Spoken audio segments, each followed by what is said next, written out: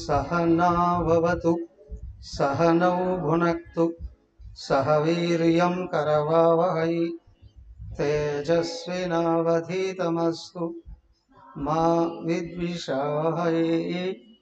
ओम शांति शांति शांति। ओम गुरुर्ब्रह्मा गुरुर्विष्णुः गुरुर्देवो महेश्वरः गुरुरेव परं ब्रह्म तस्मै श्री गुरवे नमः।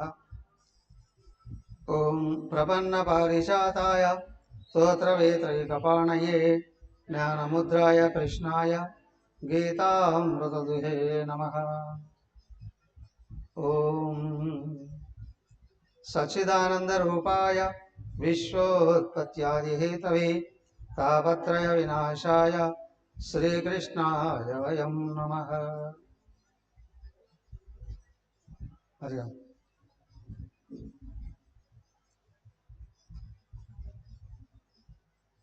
श्रीमद्भागवतं ఏకాదశ స్కందం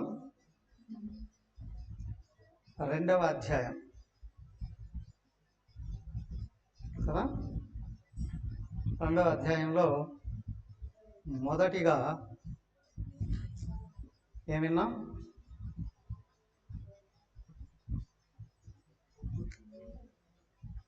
ఏమన్నా మొదటి భాగం జనక మహారాజుకు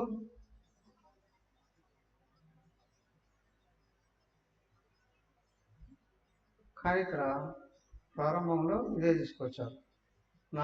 నారదుడు వసుదేవుని దగ్గరకు రావడం, ఆయన అడిగిన ప్రశ్నలకు జవాబులు చెప్తూ ఒక ఇతిహాసాన్ని, ఒక ఉపాఖ్యానాన్ని వినిపిస్తారు.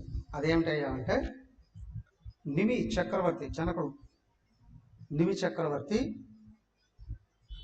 ఋషభదేవుని పుత్రులతో, ఋషులైనటువంటి ఋషభదేవుని పుత్రులతో సంభాషణ దాన్ని తీసుకొని వచ్చారు. ఏమయ్యా అది చెప్పబోతున్నాను చూడు. ఏమైందయ్యా? వరుసగా చరిత్ర చెప్పుకున్నారు. ఋషభదేవుడు భగవంతుడు విష్ణుదేవుడి యొక్క అంశావతారం. ఆయనకు 100 మంది పుత్రులు, అందులో మొదటివాడు భరతుడు. ఆయన తర్వాత 9 ఖండాలకి రాజులయ్యారు. ఆ తర్వాత ఉన్న వాళ్ళలో ఒక 8 మంది మునులు అయ్యారు, ఋషులే అయ్యారు. వాళ్ళు తపశక్తితో వాళ్ళు మొత్తం దేశమంతా తిరుగుతున్నారు. దేశం కాదు, ప్రపంచమంతా తిరుగుతున్నారు. సకల లోకాలలో కూడా విహరిస్తూ ఉన్నారు స్వేచ్ఛ. అంతటి శక్తి సంపన్నులు. ఒకానొక సమయంలో వాళ్ళు ఈ మిథిల రాజ్యానికి ప్రవేశించారు. వాళ్ళు వచ్చినటువంటి విషయాన్ని చూసినటువంటి ఈ జనక చక్రవర్తి, నిమి చక్రవర్తి, సీతాదేవికి తాతగారు అయినటువంటి ఆయన, ఆ నిమి చక్రవర్తి వీళ్ళని చూసి వాళ్ళని సంప్రదించి, వాళ్ళని సేవిస్తూ, వాళ్ళని పొగుడుతూ, స్తుతిస్తూ వాళ్ళ దగ్గర కొన్ని విషయాల్ని నేర్చుకున్నాం. ఎంతమంది అయ్యా వాళ్ళు? 9 మంది వాళ్ళు. 9 మంది ఋషులే. 9 మందిని నిమి చక్రవర్తి ప్రశ్నలు అడిగారు. ఆ 9 మంది వేరుగా జవాబులు చెప్తున్నారు. ఏమడిగారు, ఏం చెప్పారయ్యా అని అంటే, మానవుడికి సంపూర్ణమైన జ్ఞానం ఎలా వస్తుంది అనేటువంటి విషయాన్ని ఒక్కొక్క రకంగా ప్రశ్నలు అడిగారు. ఒక్కొక్కరిని ఉద్దేశించి అడిగారో లేదో తెలియదు, కానీ 9 మంది ఉన్నారు. ఈయన అడుగుతూ ఉంటే ఒక్కొక్కరు కొన్ని ప్రశ్నలకు జవాబులు చెప్పారు. ఏం చెప్పారయ్యా చూడండి. ఇక్కడ నుండి 28 నుండి చదవండి. విదేహమువాచ మన్యే భగవతః సాక్షాత్ పార్షదాన్వో మధుద్విషః విష్ణోర్భక్తా హి లోకానాం పావనాయ చరంతి.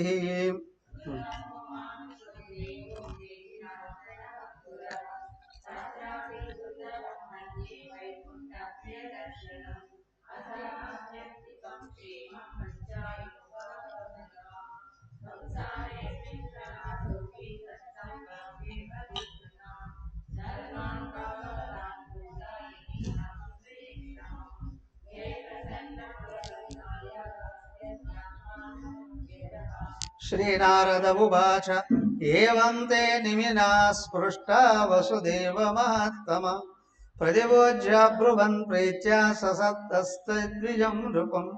కవిరువాచ మన్యే కుతశ్చిద్ భయమచ్యుతస్య పాదాంబుజోపాసనమంత్ర నిత్యం ఉద్విగ్న బుద్ధేర సదాత్మభావాత్ విశ్వాత్మనా యత్ర నివర్తతేభిః.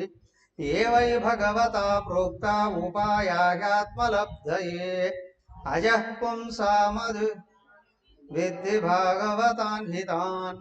ఓకే, ఏమయ్యా ఏమడిగారు వాళ్ళు, ఏం చెప్పాడు ఈయన? చాలా చాలా చాలా ముఖ్యమైన విషయాలు. వాళ్ళని సంప్రదించి వాళ్ళు అన్నాడు విదేహ ఉవాచ. విదేహుడు ఎవరు? నిమి చక్రవర్తి, జనక చక్రవర్తి. అక్కడే ఆ వంశానంతటినీ జనకులు అంటారు. ఆ వాళ్ళలో ఈయన నిమి చక్రవర్తి. ఈయన వాళ్ళని సంప్రదించి వాళ్ళ దగ్గరికి వెళ్ళి ఏం చేశాడు? ఆయన అన్నాడు, అయ్యా మీరు సాక్షాత్తు శ్రీహరి యొక్క పార్షదులు, అంటే వాళ్ళకి అత్యంత దగ్గరైన శిష్యవర్గం, భక్తవర్గం అయినట్టున్నారు. ఆయనకు ముఖ్యమైనటువంటి వాళ్ళగా ఉన్నారు.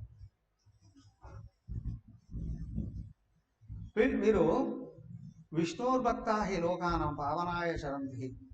విష్ణు భక్తులైనటువంటి మీరు లోకాన్ని అనుగ్రహించడం కొరకు, లోకాన్ని పవిత్రం చేయడం కొరకు మీరు వచ్చారు అని నేను అనుకుంటున్నాను. అవునా? అయితే దుర్లభో మానుషో దేహో దేహినాం క్షణభంగుర. జీవుడికి అనేక జన్మలు కలుగుతూ ఉంటాయి. ఈ భూమి మీద ఎన్ని రకాల జన్మలు ఉన్నాయి? 84 లక్షల రకాల జీవరాశులు భూమి మీద. భూమి మీదనే 84 లక్షల రకాల జీవరాశులు ఉన్నాయి కదా. మహాకాలంతో పోలిస్తే జన్మ ఎంతసేపు ఉంటుంది? మానవ జన్మలతో పోలిస్తే జంతువులు కొన్ని ఏళ్ళే అండి. జంతువు జన్మలతో పోలిస్తే క్రిమికీటకాదులు ఒక రోజు 2 రోజులు పుట్టిపోయేవి కూడా ఉన్న. ఈగలు, దోమలు, చీమలు ఎన్ని రోజులు బతుకుతాయి కదా వాటి వల్ల. దానికి ఇక్కడ జీవితం క్షణభంగురమైనటువంటిది. అయినప్పటికీ కూడా మానవ జన్మ లభించడం అనేటువంటిది ఉంది. ఇది చాలా చాలా చాలా ఉత్తమమైనది. ఎందుకు? జీవుడు పరమాత్మగా మారిపోవడానికి అవకాశం ఉంది. తల్లి, తండ్రి, పిల్లలు అందరూ ఎదురు చూస్తున్నారు. వాళ్ళ అబ్బాయి 10 ఏళ్ల నుంచి 10వ క్లాస్ అవుతున్నాడు. 10 సంవత్సరాల నుండి 10వ క్లాస్ అవుతున్నాడు. తల్లిదండ్రులకు ఎలా ఉంటుంది? ఇంకన్నా పాస్ అవుతాడేమో కదా. అయితే ఇక్కడ జీవుడు కోట్ల కొలది జన్మల నుండి పుడుతున్నాడు, చస్తున్నాడు. ముక్తి కొరకు ప్రయత్నమే చేయట్లేదు. మరి పుట్టించే ఆయనకి ఎలా ఉంటుంది? అవునా? మానవ జన్మని ఇచ్చేది ఆయన తరించుకోవడానికి కదా. దాన్ని వదిలేసి వీడు మిగతావన్నీ చేస్తున్నాడంటే ఆయనకి ఏ విధంగా అనిపిస్తుంది? అయ్యా దానికే మానవ జన్మ ఉంది, అత్యంత విశిష్టమైనటువంటిది కదా. అయితే ఇలాంటి మానవ జన్మలలో మానవుడు ధరించాలి అంటే ఏం చేయాలి? ఓ యోగీశ్వరులారా, భాగవతాన్ ధర్మాన్ బ్రూత ఏదైనా హృదయ క్షమం. మాకు కానీ అర్హత అనేది ఉంటే మెనకలు పల్లె తీసి పరిగెత్తే మెనక ఆ బోర్డులో తీసే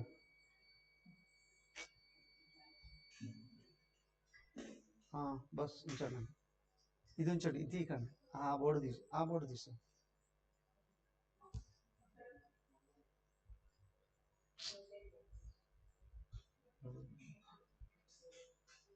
బస్ ఓకే చూడండి, మైక్ తీసేశారు, లాస్ట్ స్విచ్. ఓకే హరి ఓం.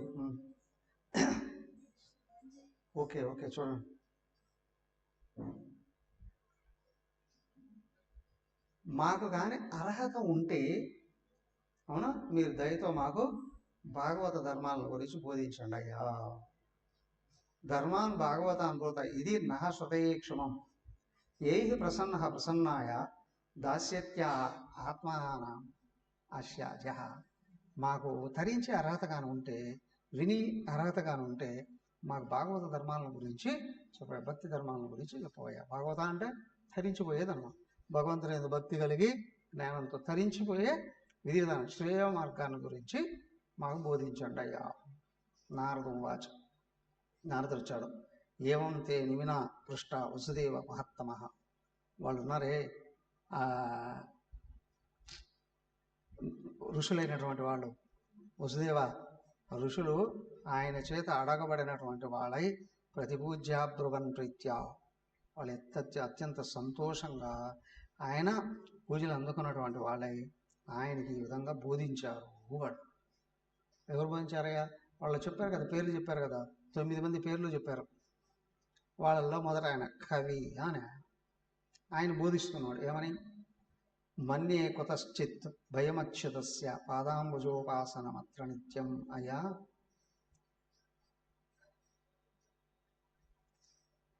ఓ రాజా, ఇదిగో విను. ఏమని?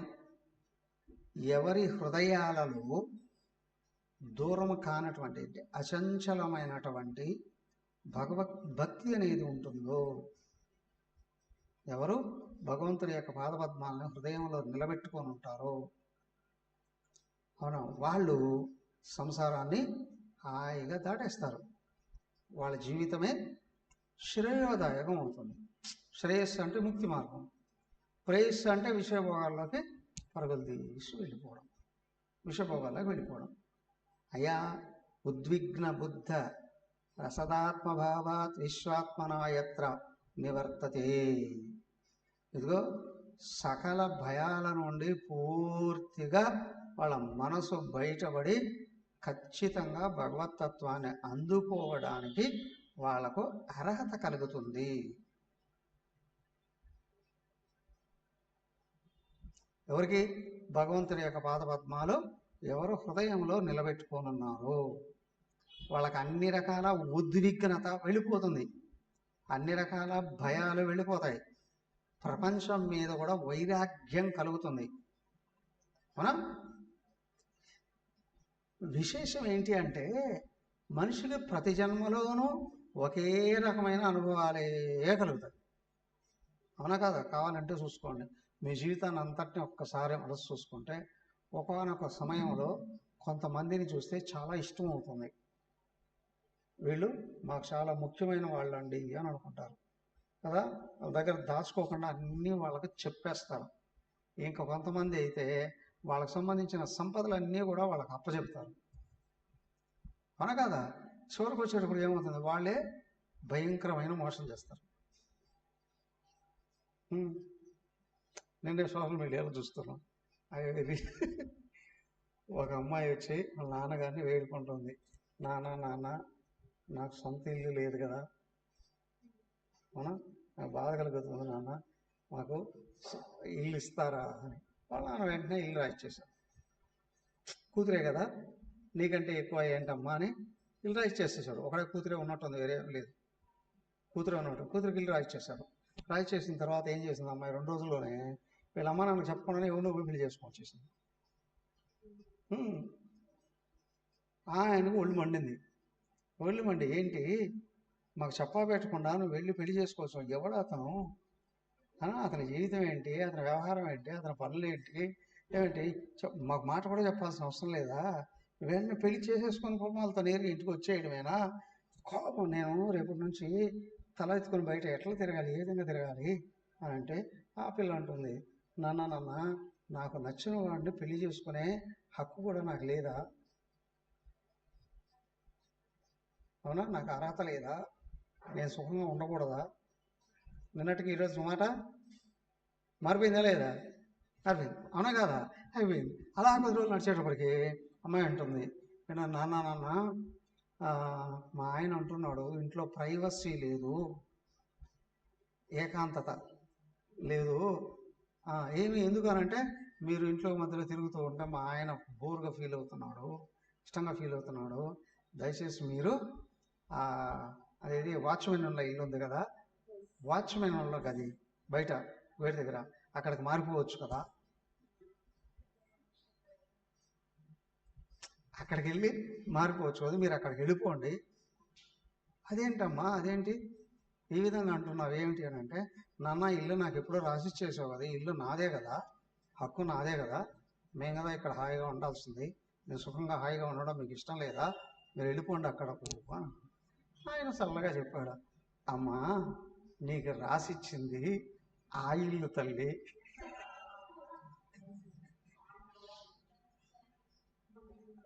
అవునా? ఎంత తెలివితేటలు, ఎంత విధానాలు కదా. కరెంట్ వచ్చింది, కాలంలో వేసుకొని లైట్ వేసుకొని. ఇక్కడ ఇప్పుడు మీ కూతురే కదా, నా కూతురే అని చెప్పి నేను కావాల్సింది చేస్తే చివరికి ఏమైంది? ఏమండి అందరూ అట్లే ఉంటారా అని కాదు, కానీ ఒకటి మాత్రం నిజం, మీ పెద్దల తల్లిదండ్రులైన వాళ్ళు హక్కులన్నీ పిల్లలకు కానీ అప్పచెప్పేసేస్తే ఖచ్చితంగా స్వేచ్ఛను కంప్లీట్ కోల్పోతారు. ఏమయ్యా చాలండి కూర్చోండి. ఇక్కడ విషయం ఏంటి అని అంటే, అనాది నుండి చెప్పుకుంటూనే వస్తూ ఉన్నారు, తల్లిదండ్రులు ఇటు కంప్లీట్గా ఇచ్చేసేది పిల్లలకే, వేరే వాళ్ళకి ఇస్తారా? కాదు. కానీ వాళ్ళు జీవించినంత వరకు వాళ్ళ స్వేచ్ఛ పోకూడదు. పైగా చచ్చైనా పోవచ్చు, కానీ పిల్లల దగ్గర చేయి చేసేటట్టు ఉన్నాడు అని అంటే వాళ్ళ ఆత్మ చచ్చిపోతుంది, ఆత్మ వదిలేస్తుంది. దురభిమానం ఉండకూడదు, కానీ ఆత్మాభిమానాన్ని వదిలేస్తే వాడు ఖచ్చితంగా వచ్చే జన్మల్లో జంతువుగా పుడతాడు. అర్థమైందా కదా? కొన్ని చోట్ల పెళ్ళిళ్ళప్పుడు అవి ఎప్పుడో కొంచెం ఎక్కువగా చూపిస్తారు కదా, వాళ్ళు అలగడము, వీళ్ళు అలగడము, అబ్బాయి వాళ్ళు అలగడము, అమ్మాయి వాళ్ళు అలగడము కొన్ని చోట్ల ఖచ్చితంగా జరుగుతాయి. అక్కడ ఏంటి అని అంటే, కావాలనే వాళ్ళకి ఎదుటి వాళ్ళని ఇబ్బంది పెట్టాలి అని అనుకోవడం వేరు, కానీ వాళ్ళ అమ్మాయి తల్లిదండ్రులైనా అబ్బాయి తల్లిదండ్రులైనా ఆత్మాభిమానాన్ని ఎప్పుడు కోల్పోకూడదు. ఆత్మాభిమానాన్ని కోల్పోకూడదు. ఒక అమ్మాయి సినిమాలలో చూపిస్తుంటారుగా, ఒక అమ్మాయి బ్యాగ్ చదువుకొని నేరుగా ఇంటి దగ్గరకు వచ్చేస్తుంది, గేటు దగ్గరకు వచ్చి తల్లి, అమ్మాయి కూడా వచ్చేసింది, గేటు దగ్గర లోపలికి వెళ్ళిపోతుంది, అమ్మాయి ఆగు అంది. ఏమిటి అంటే, ఏమైంది ఒక్కడానికి వస్తున్నావే, అల్లుడు ఎక్కడా అని. లేదా మా ఇంట్లో నేను ఉండను, వదిలేసి వచ్చేస్తున్నాను, ఇంకెలా నా ఇంటికి.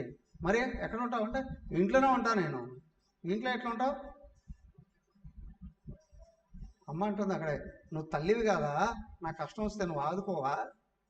అవును, నువ్వేంటి నన్ను లోపల కూడా రానివ్వకుండా బయట నిలబెట్టి ఈ విధంగా మాట్లాడుతున్నావు అని అంటే, అంది, నీళ్ళు ఎక్కడ, ఇది నీళ్ళు ఎప్పుడూ అయిపోయింది, అవునా? నీకు పెళ్లి కానంత వరకే నీకు ఇల్లు ఇది, ఒకసారి పెళ్ళి అయిపోయిన తర్వాత నీ ఇల్లు అది, నీ జీవితాన్ని అక్కడ చక్కదిద్దుకోవాలి, అవునా?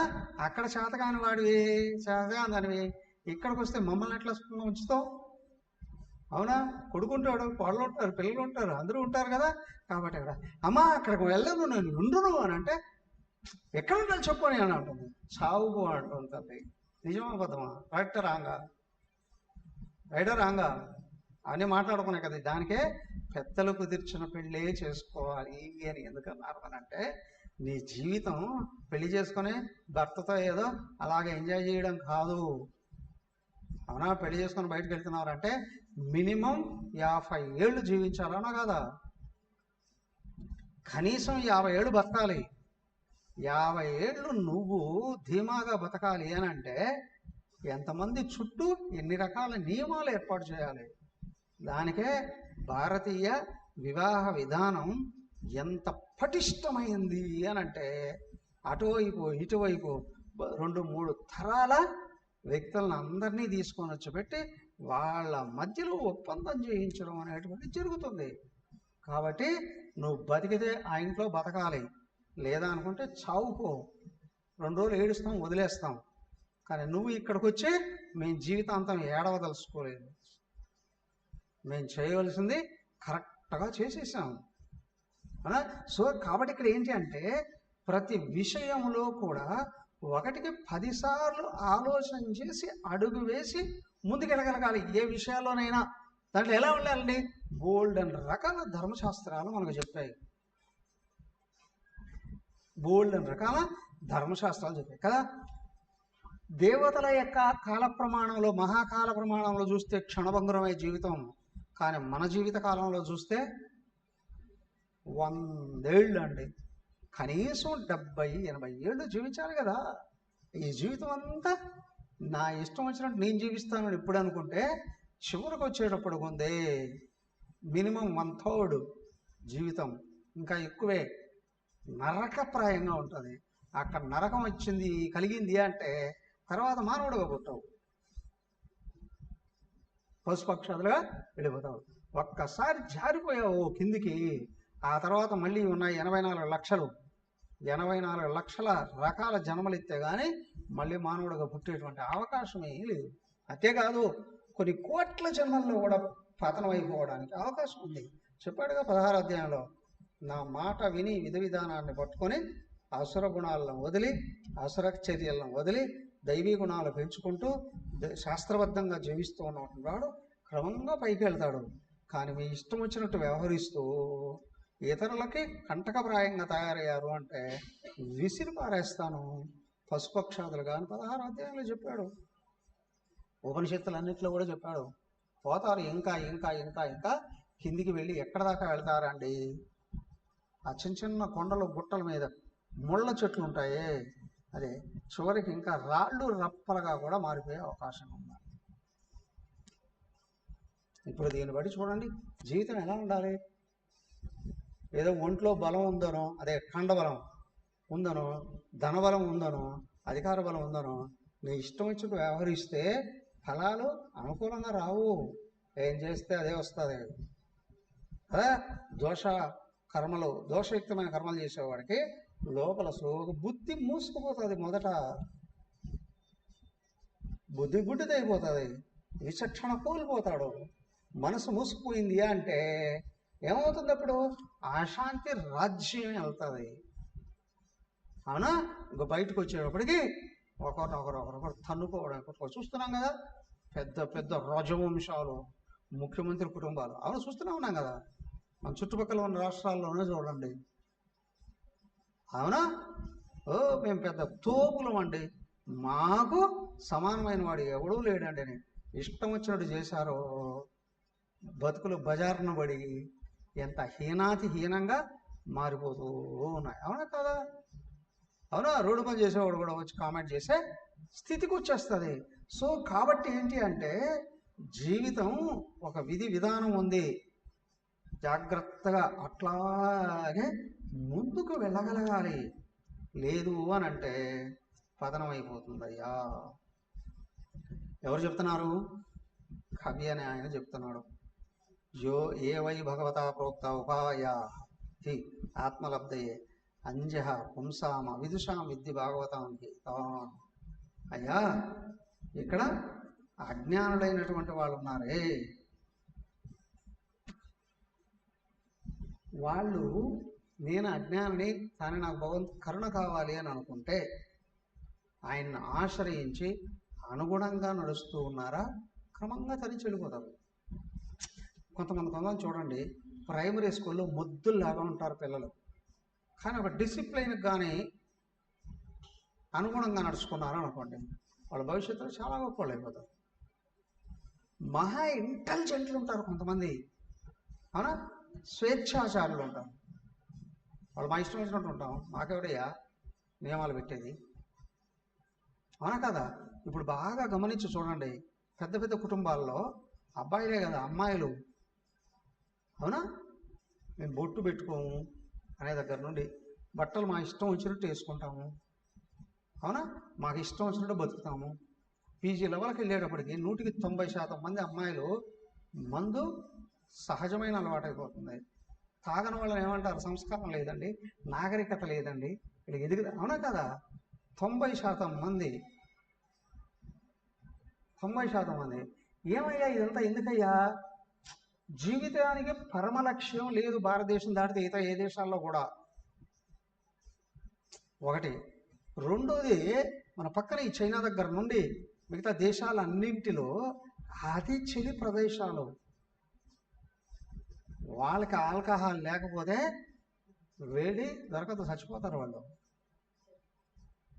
వాళ్ళు బతకాలి అని అంటే అవన్నీ ముందు బతుకు తీరువండి, ఆ తర్వాత ధర్మాలు. మరి భారతదేశం సమశీతోష్ణ మండలం, ఎక్కడో హిమాలయాల్లోకి వెళ్ళినప్పటికీ కూడా భరించలేని చలి కలిగిన ప్రదేశాలు లేవు, చల్లగా ఉంటాయి.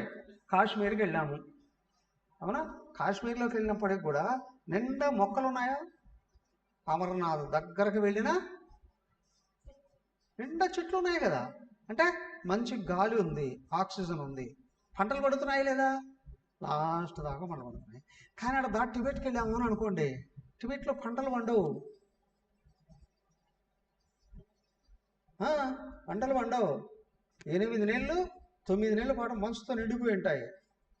పైగా భూములన్నీ చెమట భూములు, అవునా.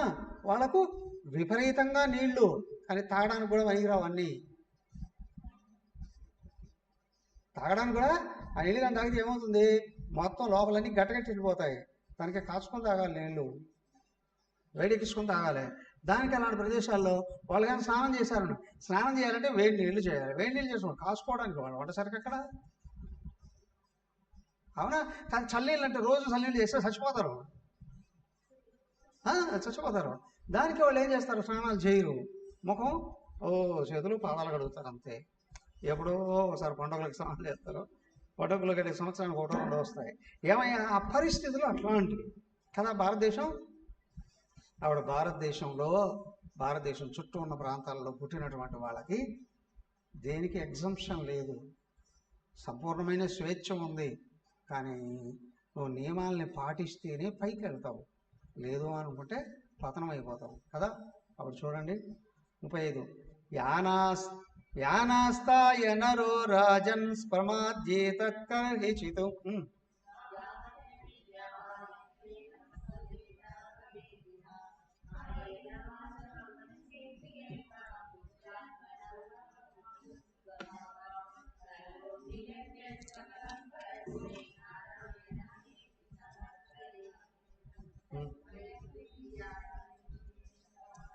ఈషాదవేదస్య విపర్యయో స్మృతి తన్మాయయాతో బుధ అవేజతత్వం భక్త్యైకయేషం గురుదేవతాత్మా.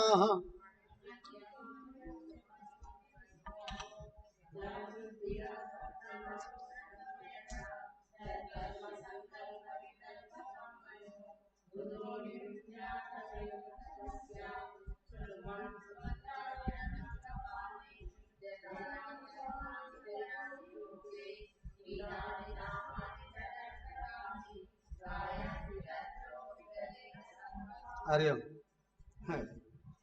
శృతి తప్పించేసాడు. ఇక్కడ మొత్తం అన్నీ అతి అద్భుతంగా భగవద్ ధర్మాలు అన్నీ చెప్తున్నారు, సాధకుడి ధర్మాలు. ఇక్కడ సాధకుడు యొక్క ఆచరణ అంతా ఎలాగా ఉండాలి అని. ఈ 9 అధ్యాయాలు, ఇది 9 అధ్యాయాలు కాకపోయినా 9 భాగాలుగా ఉంది. 3 అధ్యాయాల్లో, 2, 3, 4 అధ్యాయాల్లోనూ 9 మంది ఋషులు బోధిస్తూ ఉన్నారు.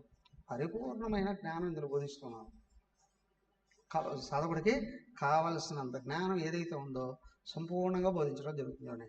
యానాస్తాయ నరో రాజన్ నా ప్రమాద్యేత కర్హించుకో దావన్ నిమీల్యవానేత్రే నా స్ఖలేన్న పతేదిహా అయ్యా ఇదిగో ఓ జనక మహారాజా, భాగవత ధర్మాలని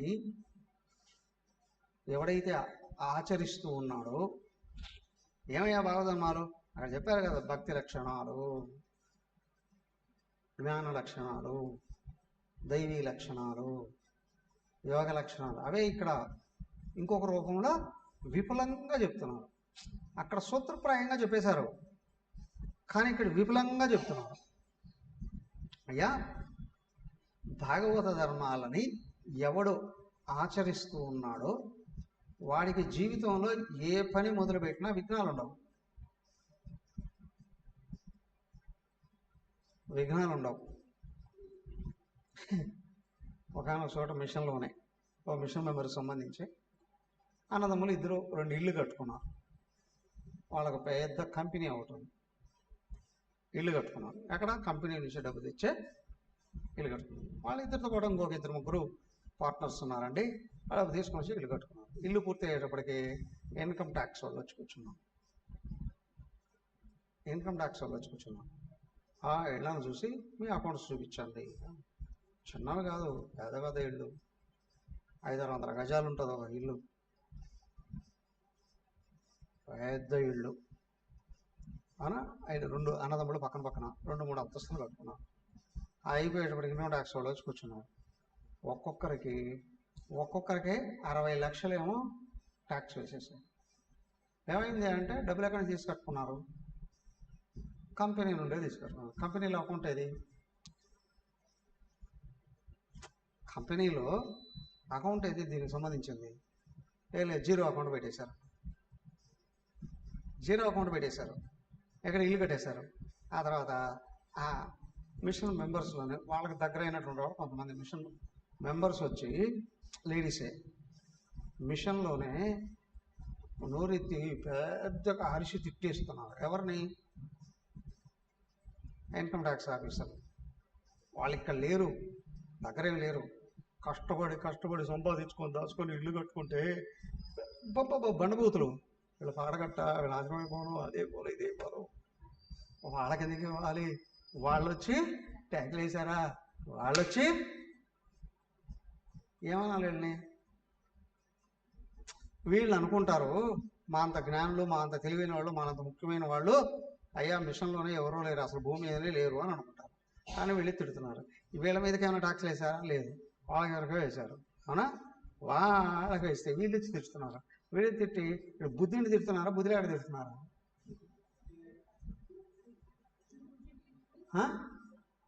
ఎవరన్నా పక్కకు వెళ్ళి, సపోజ్ ఎవరన్నా ఒక పెద్ద స్వామి వచ్చి మధ్యలో ఏమైనా మాట్లాడినా, రాత్రి పూట పగల పూట ఒక వారం రోజులు తిడుతూనే ఉంటారు. వాళ్ళు కూడా ఆ తిట్లంటే చచ్చిపోతారు.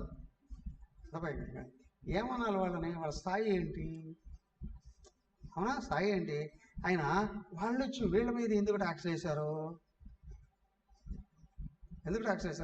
అయ్యా పూర్వకాలంలో ఎవరన్నా ఒక వ్యక్తి బిజినెస్ చేస్తున్నాడు అని అంటే, కొంచెం డబ్బులు కూడబెట్టబడ్డాయి అంటే రాత్రి కూడా బందిపోట్లు వచ్చేసేవాళ్ళు, దోసుకొని వెళ్ళిపోయేవాళ్ళు. మొన్నటి వరకు నేపాల్లో మేము కైలాస యాత్రకు వెళుతూ ఉన్నాం.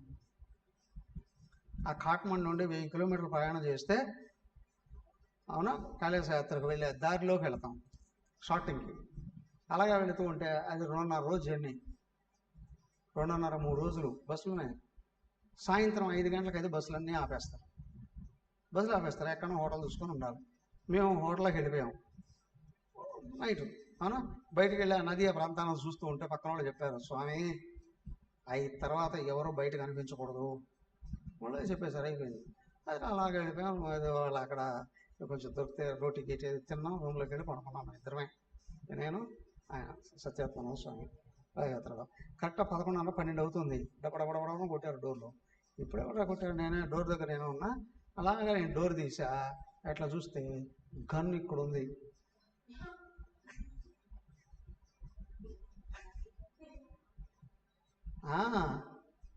గన్ ఇక్కడ ఉంది, ట్రిగ్గర్ పట్టుకున్నాడు వాడు. ఎలా ఉంటుంది?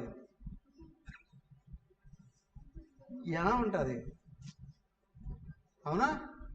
అయితే వేదాంతాన్ని నిరంతరం శ్రవణం చేస్తూ, మననం చేస్తూ, చాలా ఏకాగ్రంగా ఢేరుగా ఉంటున్నాం. హరి ఓం హరి ఓం హరి ఓం అన్నాం. ఒంటి మీద కూడా అదే నైట్ వేసుకున్నప్పుడు ఒట్టి బట్టలు సరిపోవు, అప్పుడు కూడా రజా ఏదేది జర్కిన్ లాంటివి వేసుకోవాల్సిందే. అవి కూడా మా కలర్లోనే ఉన్నాయి, కషగల్లోనే ఉన్నాయి. ఆ పక్కన ఆయన పడుకో ఉన్నాడు ప్రచేతంగా. నేనైతే ఇక్కడ ఇచ్చాను, నా లోపల ఏ భావం లేదు, హరి ఓం అంటున్నాను అంతే. ఆయన బయటికి వెళ్ళింది, ఓం నమః శివాయ ఓం నమః శివాయ ఓం నమః శివాయ. నాకేం కనిపించాలి, అక్కడి నుంచి ఎక్కడ ఉందంటే ఓం నమః శివాయ అంటున్నాడు. ఆ తర్వాత పక్కన కూడా అన్నాడు, రే సాధువాల వదిలేరా చేరా సాధువాల వాడు మాట్లాడుకున్నాడు. సాధువులరా మేమేం లేదు, కైలాస యాత్రకు వెళ్తున్నామా వచ్చిరాని హిందీలో చెప్పేసాం. విడుదల చెడిపోయాడు. తెల్లవారు దిగిన తర్వాత చూస్తే ఆ హోటల్లోడు అంటున్నాడు, బస్సు డ్రైవరు కండక్టరు ఇక్కడికి వచ్చి పడుకోమన్నాడు అని వాడికి ఇన్ఫర్మేషన్ వచ్చిందట. కండక్టర్ దగ్గర డబ్బులు ఉంటాయి కదా, ఆ డబ్బుల కోసం వచ్చారట వీళ్ళు. మా విషయం అర్థమైందా? కొద్దిపాటి ధనాన్ని సంపాదించుకుంటేనే ఎంతమంది ఎదురు చూస్తారు కదా. అవంతా లేవు అంటే గవర్నమెంట్ కరెక్ట్గా పనిచేస్తేనే కదా. అవునా కదా? నువ్వు సంపాదించుకోవాలి అన్నా, వాటిని దాచుకోవాలి అన్నా, వాటిని సద్వినియోగం చేసుకోవాలి అన్నా గవర్నమెంట్ కృషి చేస్తే కదా. మరి గవర్నమెంట్ నువ్వు ట్యాక్స్ పే చేస్తే అది పని చేయగలవు. నువ్వు ట్యాక్స్ పే చేయకపోతే గవర్నమెంట్ ఎట్లా పని చేస్తుంది? అన్ని ప్రింట్ కొట్టుకుంటారా వాళ్ళు? కాదు కదా. కాబట్టి గవర్నమెంట్కి తెలియదు కదా. ఏమయ్యా, నిత్య జీవితంలో కూడా ప్రతి వ్యక్తి అవునా అన్ని రకాల ధర్మాలని పాటించాల్సిందే. గవర్నమెంట్కి సంబంధించిన ధర్మాలని పాటించాలి, సమాజానికి సంబంధించిన ధర్మాలని. సమాజంలోకి అడుగుపెట్టి బయటకు పోతున్నావు అంటే ఎక్కడికి వెళితే ఎవరితో ఏ విధంగా వ్యవహరించాలి, ధర్మాలు ఉంటాయి లేదా? అవునా కదా. ఆఫీసులకు వెళితే వ్యవహరించాలి, స్కూల్లోకి వెళితే ఎలా వ్యవహరించాలి, బంధువులతో ఎలా వ్యవహరించాలి, పెద్దలతో ఎలా వ్యవహరించాలి, అవి ఉండాలి. అలాగే ఇంట్లోకి వస్తే అమ్మతో ఎలా ఉండాలి, నాన్నతో ఎలా ఉండాలి, అన్నదమ్ములతో ఎలా ఉండాలి, అక్కచెల్లెడితో ఎలా ఉండాలి, ఇవన్నీ పాటించాలా పాటించకూడదా? ఖచ్చితంగా పాటించి తీరాల్సిందే. ఎక్కడ ఎవరికి ఏ ఎక్స్క్యూజ్ లేదు కదా. ఇలాగా చేస్తూ ఉన్నటువంటి వాడు ఇవన్నీ బాహ్య వ్యవహారాలే కదా. ఆ తర్వాత వ్యక్తి ఎదుగుదల కేవలం బాహ్యంగా ఉన్న వస్తువుల మీద ఆధారపడి ఉంటుందా, లోపల ఉన్న ఆలోచనల మీద ఆధారపడి ఉంటుందా కదా. కాబట్టి నీ ఆలోచనలు అన్నీ నెగిటివ్గా ఉన్నాయి అంటే నువ్వు పిరిగిపడం అయిపోతావు. రాను ఎందుకు పనికి రాకుండా అయిపోతావు. అదే నీ లోపల ఆలోచనలు పాజిటివ్గా ఉన్నాయనుకోండి, నువ్వు కానీ సమర్థత తక్కువ ఉంటే సమస్యలు ఉంటాయి. నీలో సమర్థత పెరిగే కొద్దీ, నీలో ధర్మ ఆచరణ పెరిగే కొద్దీ, నీకు దైవభక్తి పెరిగే కొద్దీ నీకు ధైర్యం వస్తుంది. అయ్యా ఇవన్నిట్లో కూడా నువ్వు సక్రమంగా వ్యవహరిస్తూ ఉంటేనే, ఇంట్లో సక్రమంగా వ్యవహరిస్తే ఇంట్లో వాళ్ళు గౌరవిస్తారు, సమాజంలో సక్రమంగా వ్యవహరిస్తే సమాజం గౌరవిస్తుంది. గవర్నమెంట్కి సంబంధించిన అన్ని రకాల ట్యాక్సెస్ ఉన్నాయి కదా, నియమాలు, అవి కరెక్ట్గా పాటిస్తే సమాజం గవర్నమెంట్ కూడా గౌరవిస్తుంది. అప్పుడు నీకు ధైర్యం వస్తుంది.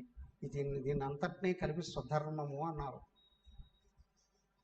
అలాగా వ్యవహరిస్తే ఏమవుతుంది, లోపల ఉన్న అజ్ఞానం కరుగుతుంది.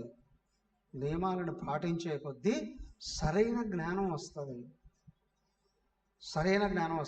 ఇప్పుడు నువ్వు వ్యవహారంలో దక్షత వహిస్తే అప్పుడు అంతర్గతంగా గుణాలు, ఉత్తమ గుణాలు వృద్ధి చెందుతాయి. అయ్యా ఎంత చేసినప్పటికి కూడా మానవుడికి భయం ఒక పక్క ఉంటుంది. ఏది ఇటువైపు నుండి ఏ కష్టం ఎలా వచ్చి పడుతుందో. కానీ సర్వేశ్వరుడు యందు సరైన జ్ఞానము భక్తిగానే కలిగి ఉండి ఆయన్ను ఆశ్రయిస్తే ఈ భయం అనేది దాటిపోతారు. ఓ డాక్టర్ గారు సిద్దిపేటలో క్లాసులకు వస్తూ ఉండేవారు. కుదరల తర్వాత, ఏమయ్యా క్లాసులు వింటూ ఉన్నారు కదా, మీకు ఈ భగవద్గీత క్లాసు వినకముందు వినేటప్పుడు ఎలా ఉంది మీకు అని అంటే ఆయన చెప్పడం మొదలుపెట్టాడు. ఇంతకు ముందు ప్రచ్ఛన్న దానికి భయపడేవాళ్ళం స్వామి, అవునా? ఇప్పుడు జరగకూడదు ఏదన్నా జరిగితే అప్పుడు కోర్స్ పోలీసులు రావడమో లేదా జనాలు తిరగబడమో కావాలి అనే హాస్పిటల్స్లో లేని విషయాలను కల్పించి నిందలు వేసి గ్రూపులు కట్టి వచ్చి వేధించడం అనేటువంటిది ఉందా లేదా? సామాన్య లేబర్ దగ్గర నుండి ఆఫీసర్ల వరకు పోలీసుల వరకు కూడా అందరూ దాడి చేస్తే ఏం చేయాలి? భయం వేసేది ఎప్పుడు ఏం జరుగుతుందా అని. కానీ ఇప్పుడు క్లాసులు వినడం మొదలుపెట్టినప్పటి నుండి దేవుణ్ణి ఆశ్రయించాము, సక్రమంగా ఉండాలి అనుకుంటున్నాం. అవునా?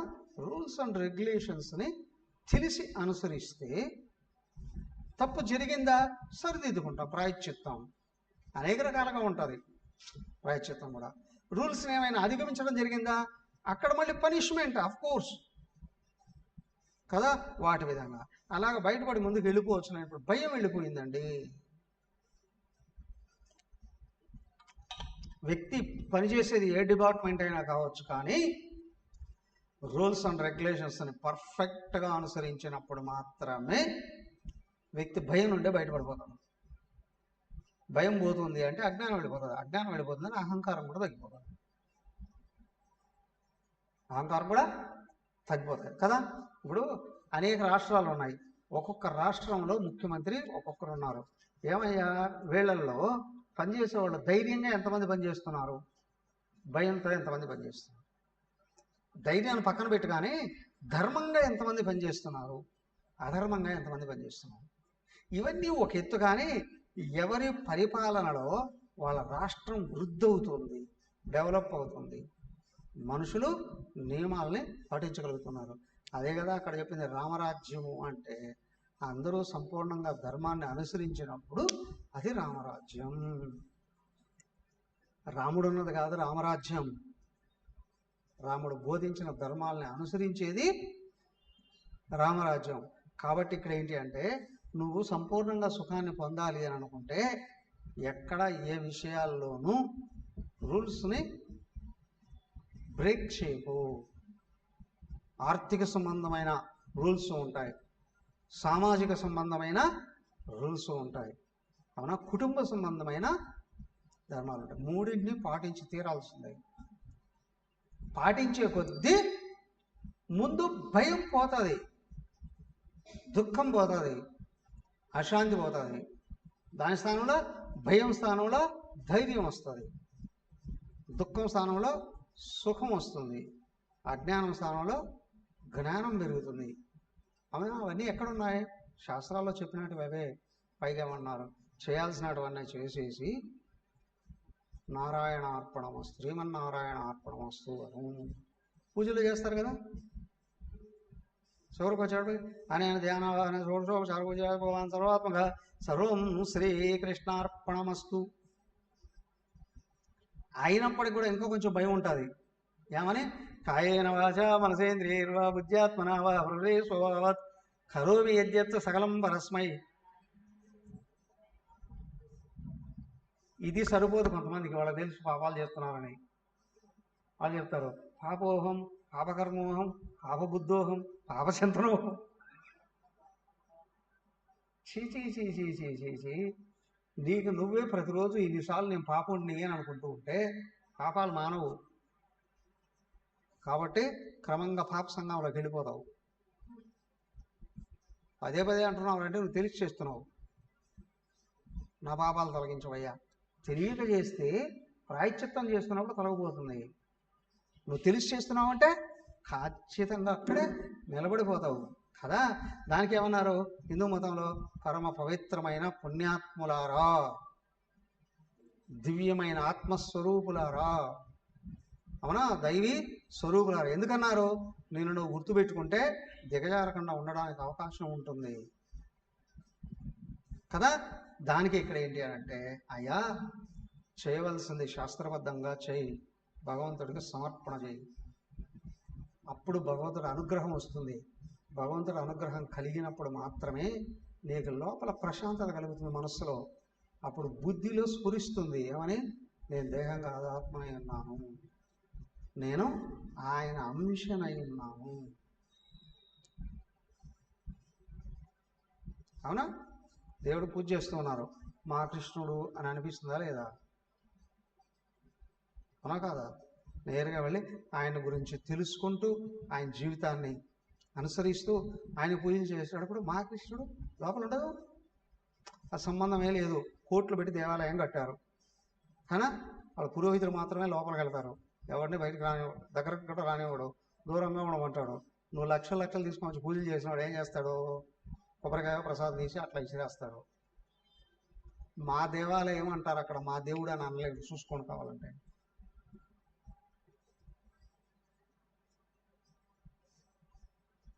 అవునా?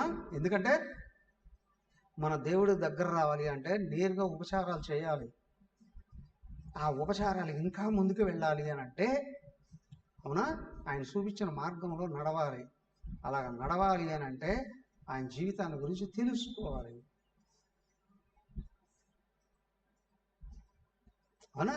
తెలుసుకొని ఇష్టపడి అనుసరిస్తూ ఉండేటప్పుడు వాళ్ళని భాగవతులు అంటారు. భక్తులని అందరినీ అంటారు, భాగవతులు అంటారు. అంటే దైవాన్ని అనుసరించేటువంటి వాళ్ళండి అని. వాళ్ళ క్రమంగా దేహాత్మ బుద్ధి పోతుంది, పరమాత్మ బుద్ధి వస్తుంది. అవునా? నేను ఆయన అంశని.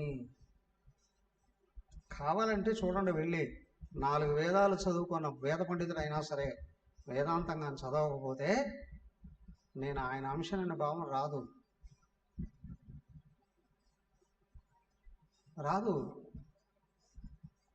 రోజు వేదపారాయణ చేయనియండి, యజ్ఞయాగాదులు చేయనియండి, విధి విధానంలో ఆయన గురించి కానీ తెలుసుకొని అనుసరించకపోతే మాత్రం మాకు అన్నీ తెలుసు అని అనుకుంటారు. కానీ దేహాభిమానం పోదు, కాబట్టి ఆత్మభావం రాదు. వాళ్ళ జీవితం జీవిస్తూ ఉంటారు, అన్నీ లభించవచ్చు, కానీ దైవానికి దగ్గర కాలేదు కదా. అందుకేనయ్యా అక్కడ చెప్తున్నాడు చూడండి, 2 శ్లోకాలు చదవండి 40 నుండి. ఏవం వ్రతస్వప్రియనామ కీర్త్యా జాతానురాగో ధృతసత్వచ్చై హారస్య సౌరోది తిరోతి గాయ.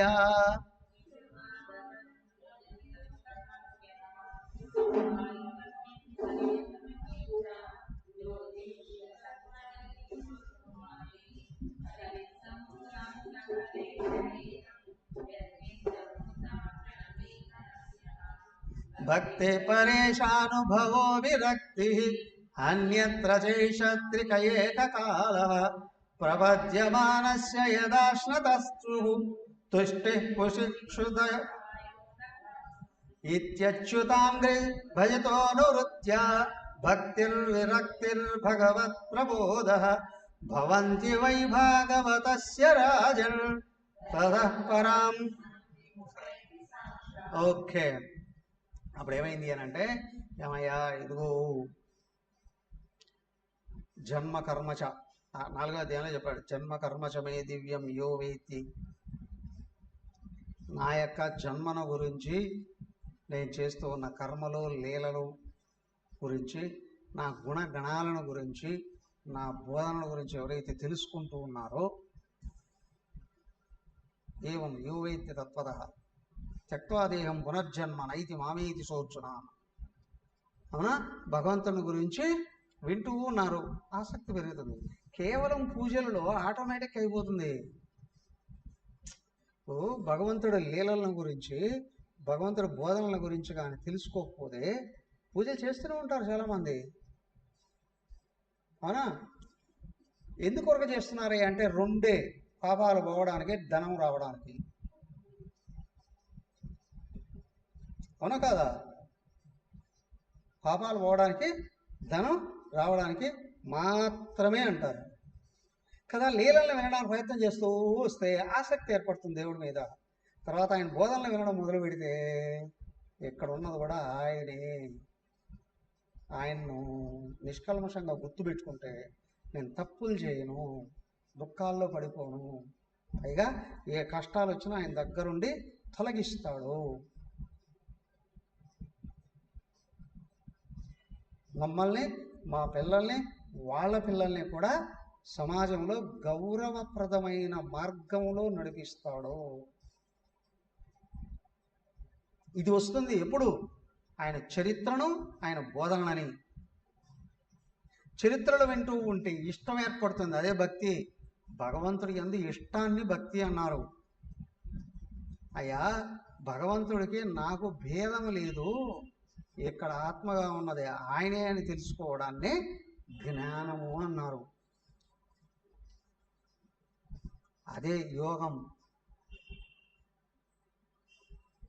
అదే ఆయన అనుగ్రహం. ఇలాంటిది కలుగుతుందయ్యా. మనం ఎందుకయ్యా అంటే, ఇదిగో చెప్తున్నారయ్యా, భక్తి పెరిగే కొద్దీ ప్రపంచం అంతా భగవంతుడే అని తెలుస్తుంది. అవునా? ఖం వాయు అగ్ని సలిల మహీం జ్యోతిష సత్వాని దిశో ధృమాన్. బాగా గమనించి చూడండి. భూమి ఉంది, పుట్టినప్పటి నుంచి తిరుగుతూనే ఉన్నాం. భూమి ఎక్కడుంది? భూమి ఎక్కడుంది ఏంటి? భూమి మీద మా ఇల్లు ఎక్కడుంది అని చెప్తుంది. కానీ భూమి ఎక్కడుంది అంటారు. అవునా కాదా? అవునా? ఎంత చదువుకోనున్నా మనసు నిలకడగా ఉంటే భూమి కూడా ఒక గోళము ఆకాశంలో బంతిలా తిరుగుతూ ఉంది. స్పృహ ఉంటుంది. సోషల్ స్టడీస్లో మాస్టర్ చెప్తూ ఉన్నా ఆయన కూడా స్పృహ ఉండదు. భక్తుడైన వాడికి మనసు ఆగడం వల్ల ఆకాశంలో చిన్న బంతిలాగా తిరుగుతుంది భూమి. అవునా కాదా? ఆ పక్కన కనిపించే చంద్రుడు ఆయన కూడా ఆకాశంలోనే తిరుగుతున్నాడు. అటు పక్క ఉన్న సూర్యుడు ఆయన కూడా ఎలా ఉండగలుగుతున్నారు వీళ్ళు? ఎవరు తయారు చేశారబ్బా వీళ్ళని? ఎవరు నిలబెట్టారు అక్కడ? ఎవరు తిప్పుతూ ఉన్నారు? అప్పుడు తెలుస్తుంది. చెప్తున్నాడుగా అన్నీ నేనే అని. అవునా? అవన్నీ నేనే. సో కాబట్టి ఇక్కడ ఏంటి అంటే, భూమి, సముద్రాలు, సూర్యచంద్రులు, ఇంతా తిరిగే వాయువు, అవునా, నక్షత్రాలతో సహా అన్నీ ఆయనే. అన్నీ ఆయనే. మరి నేను ఆయనే. ఏమయ్యా, నిత్యం నిరంతరం దేవుడి మీద వ్యతిరేకత కలిగినట్టు దుర్మార్గులు వాళ్ళు కూడా ఆయనే. కానీ ఆయన చెప్పింది వినకుండా వద్దన్నది చేసి వాళ్ళు వాళ్ళ జీవితాలని నాశనం చేస్తూ ఇతరులకు కూడా కంటకప్రాయం అవుతూ ఉన్నారు. చూడు, భగవంతుని గురించి తెలుసుకోవడం వలన, ఆయన బోధనలు వినడం వలన జీవితం ఏమవుతుంది? సుఖప్రదం అవుతుంది. పైగా నిరంతరం ఆయన ఉన్నవాళ్ళే తోడు అనే ఒక ధీమా వస్తుంది. అంతేకాదు, కొంచెం ప్రశాంతంగా కూర్చొని ఆలోచిస్తే, నేను ఆయనే కదా, ప్రపంచం అంతా ఆయనే కదా, నాకేం కావాలి? అది నిరూపించుకోవాలి. ఇక్కడ దానికి వ్యతిరేకంగా నేను నడుచుకోను. సత్యానికి వ్యతిరేకంగా నడుచుకో. ఏమిటి సత్యం? అంతా ఆయనే. నువ్వు ఎక్కడ ఎవరికి ఏం చేసినా, మంచి చేసినా చెడు చేసినా ఆయనకి వెళ్ళిపోతావు. ఆయన అనుగ్రహం కావాలి అంటే నువ్వు మంచిగా చెయ్యి. అనుగ్రహం పోగొట్టుకోవాలంటే నువ్వు చెడు చెయ్యి కదా. క్లిష్టమైన పరిస్థితులలో కూడా ఆయన అభిప్రాయానికి అనుగుణంగా నడిచిన వాడు కింగ్ అవుతాడు. అందరూ అనుకున్నారు కరోనా వచ్చింది కాదు, తెచ్చారు. అగ్రదేశాలన్నీ కలిసి కరోనాను సృజించారు, తయారు చేశారు.